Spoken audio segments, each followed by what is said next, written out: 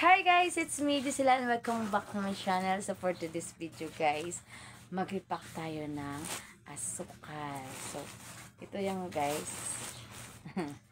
Asukal natin. Tapos, sasamahan tayo ng ating kasama. Yes, BG Boy. So, masayain yan. Mag-repack tayo muna guys dahil ang aga pa ngayong araw na to. So, mayat maya lalayas na siya. Yes, and tayo na yung maiwan dito sa store. So, never mind sa mga face lock natin guys. So, dahil manilagay ako dahil yung aking blackheads ay kinuha ako. Tapos, nagdugo. Tapos, ayan, nilagyan ko ng cream. Para ayos lang, di ba? Ganyan. So, yung gagamitin natin yung kiluhan is yes, nalaglag na yung tubig. Pang 10 kilos na Fuji. Yes, kiluhan natin yung brand natin. Yung kiluhan natin guys ay Fuji brand. Yes, dahil ito yung daw yung original. So, oo naman. So, yung kiluhan natin pala guys ay calibrated. Yes, kung makikita nyo, ayan. Ito. So, medyo may ano na siya, kinalibre. Tapos yung bayad ay nasa 324. Yes, tapos yung mga digital guys na mga 30 kilos, 15 kilos, yung bayad ay nasa 624. So medyo mura to guys, yung mga ganitong kilo. Yes, and you must be patas sa mga customer guys, no? Kaya kailangan lang natin ng kiluhan na ano din, legal. So, kasi guys, minsan, yung mga kilo na iba, ginagamit nilang pang kilo guys, ay meron silang, ewan ko ba kung anong ginagawa. Basta sigurado natin magkilo tayo nito guys, ay ito, talahan to. Ewan ano ba to tawag sa Tagalog. So, kailangan na natin ilagay yung zero. Yes, so zero guys. Para mas fixed na ganyan talaga ang makukuha natin. Fixed na kilo yung makukuha natin. Halimbawa kung kailangan natin magkilo ng tagi 1 kilo. So, perfect lang. Yes guys, ganyan talaga na. So, kailangan natin maging pata sa isa't isa dahil ay maghanap buhay at maghanap ng pera para kakain na sobrang ano guys, grabe yung pagod, hirap, sakripisyo, init, diba, dami-dami na aking tinatawag. Pero talaga diba ganyan guys. So sobrang saludo po ako sa mga OFW dyan. Grabe yung pagod, hirap, ayan. So, at saka malayong-layo pa talaga sa pamilya nyo, diba? So, I salute all. Yes, yung mga kaibigan natin dyan. Ayan, naway.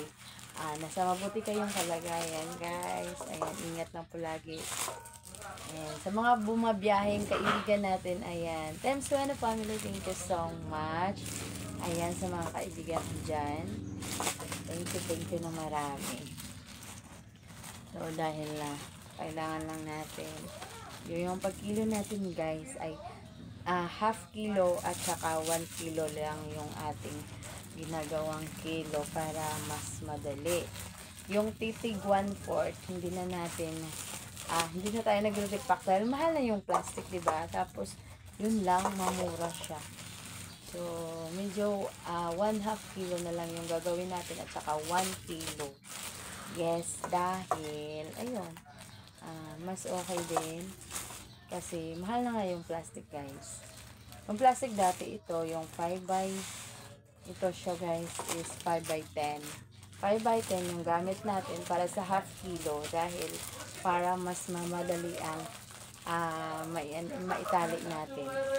Yes. Tapos, yung pang 1 kilo natin ay nasa 6x10. Depende, mayroong Shell, mayroong Sabaco, yung mga brand ng plastic guys, iba-iba. So, ang gamit natin ngayon ay Shell. So, ito, 5x10 para sa half kilo. Tapos, 6x12 naman sa pang 1 kilo. So, pwede din yung 5x8, pero ano siya guys, hindi natin maitali. Yes, hindi maitali. So, kailangan lang natin ng medyo maluwag-luwag para maitali siya natin. Dahil, yun lang, mas madali.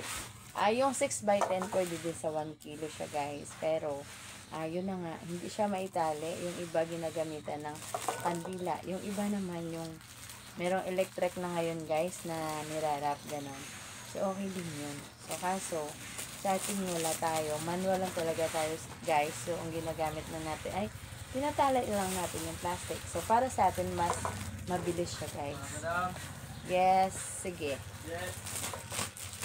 So, para sa atin, parang mabilis siya guys pag gagawin natin ng medyo 5x8 or 5x10 yung ating gagamitin na plastic. So, ano siya guys, hindi siya manipis, makapal. So, dalawang plastic yung manipis at saka may 5x8, 5x10 na manipis, 6x12 na manipis din. Meron siya guys. Pero manipis siya talaga. Ito medyo makapal-kapal siya. Yes. Kaya mahal. Dati guys, nasa 20 lang to. Yung 5x12. Noong 2021 I think, or nung pag-start ko, konti lang siya guys. Nasa 18, nasa 15, mga ganon. Mumura lang siya talaga guys. So ngayon, yung half kilo na 5x10 ay nagiging 30 na. Tapos yung 1 kilo natin na 6x12, yung makapal, ay nasa 38. Yung iba nasa 35. Depende sa brand din guys ng mga plastic. So, medyo may kamahalan na talaga. Nung dati yung 1 kilo natin ay sa 25 lang. So, ngayon medyo, yun na. Medyo mahal na siya. Ay malayo-layo na siya ngayon. Dahil nasa 2025 na tayo. So, nag-start na tayo guys ng 2008. So, medyo malayo-layo na rin yung narating ng ating mini store.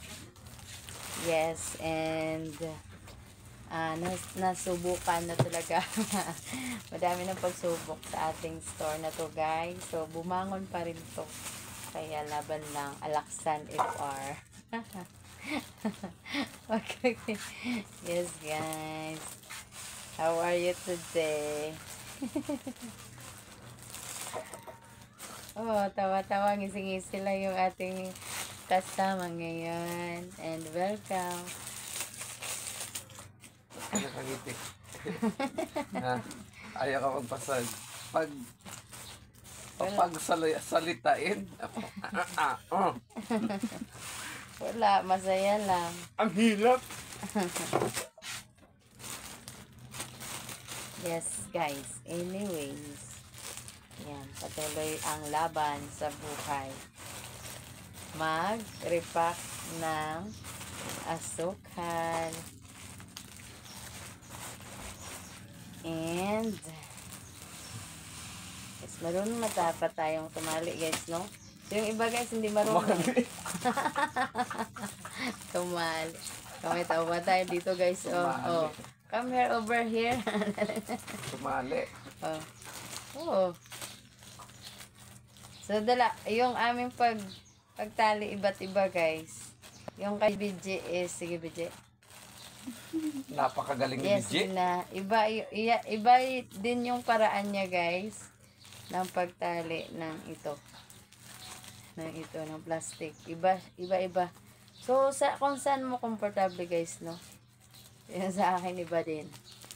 Diba? Parang ganun lang sa life. Kung saan ka gusto dumaan yun, dadaan ka dyan.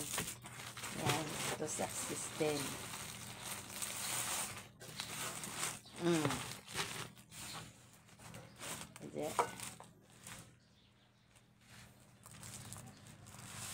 Yan. Okay, happy na. Yan. Thank you so much. Ayan. Maraming salamat sa inyo guys. And ingat po kayo lagi. Ayan. Yes, yung kasama natin ay simpleng ngiti lang. Napapawi na yung problema. Hindi niya pa naitali. Parang hindi na maano. Yes. Ikaw, G, magtagalog ka rin, G. Hi ka rin, Jane. Ako kanina ka pa eh. Napakatahimik mo dyan. Mag-hi ka naman, oh. Minsan-minsan. Sabi mo, hi. Toren. Ito naman yung guys, yung haba ng ating 6x12 plastic. Makapal siya guys. Pang 1 kilo. Tapos, yan, madali siyang itali din. Ang iba, sinusunod ng ginagamitan ng kandila. Tapos, sinusunod sa dito. Pero, ito yung mga 6x10 yan guys. So, ito yung 6x12, wala na. Hindi na natin ginagamitan ng pangsunog para sa tali niya guys. Ang atin lang ay ano lang siya, tinatali lang ni BG. Yes, pang 1 kilo na tayo dahil wala na tayong plastic na pang half kilo. So mabilis lang si BG guys magtali guys, no? So hindi lahat marunong magtali. Yes, diba? Hindi lahat ng makikinang ay gold. Ha? Yan. So, kung makikita nyo, ganyan siya magtali guys. Ayan. Sige, pakita mo. Ganyan siya magtali guys. Na ganyan-ganyan niya pa, oh. So, sa akin, iba din. So, pakita natin yung paano magtali. O, hindi lahat marunong magtali guys, ha. Aba, na ano ko lang. So, kasi yung mga ano ko, makikita nyo, di sila marunong. So, sa atin guys, ganyanin lang. Tapos, kung kaya naman, pinapaganon lang natin. Tapos, ganyan, kunting, ano lang siya natin. Ayan. Tapos, ganon. Tapos, ipaikot lang. Yan. Parang ganon. Tapos, ano lang. Makikita nyo naman yan kung okay na. Yes. Ay, sorry. Parang ganon lang siya. So, yan na. So, pero okay naman din siya. O, diba? So, sa KBG, iba din. Iba-iba yung paraan. Pero, ayos lang guys. Kahit anong paraan lang. Basta maitali lang natin ng mabuti. Na hindi na siya malalaglag. Hindi na yan magwala yung asukal dyan. Diba? So, kailangan lang natin ng siya pagtali siya. Higpitan natin ng mabuti guys. Dahil sayang naman. Diba? Kasi babiyahe pa to guys. Dinadala sa ruta, mga ganun. So, tinatali talaga ng mahigpit para maayos. Diba? So, pagkatapos natin ngayon guys, ayan, ito na naman, lagyan natin ng mga powder. So, dito guys, kung makikita nyo may mga boxes na empty boxes. So, kailangan lang natin lagyan dyan. Maya't maya, pagkatapos natin mag-repack. Diba? So, and next natin yung ating mga bagay-bagay dyan na kailangan pa. Para for tomorrow is magaan sa buhay. So, Team Swene family, thank you so much. And it's me, Gisela, ang laging nasasabi, hindi tayo sikat, pero kailangan lang nating umangat. Yes, and thank you so much guys. Thank you and bye!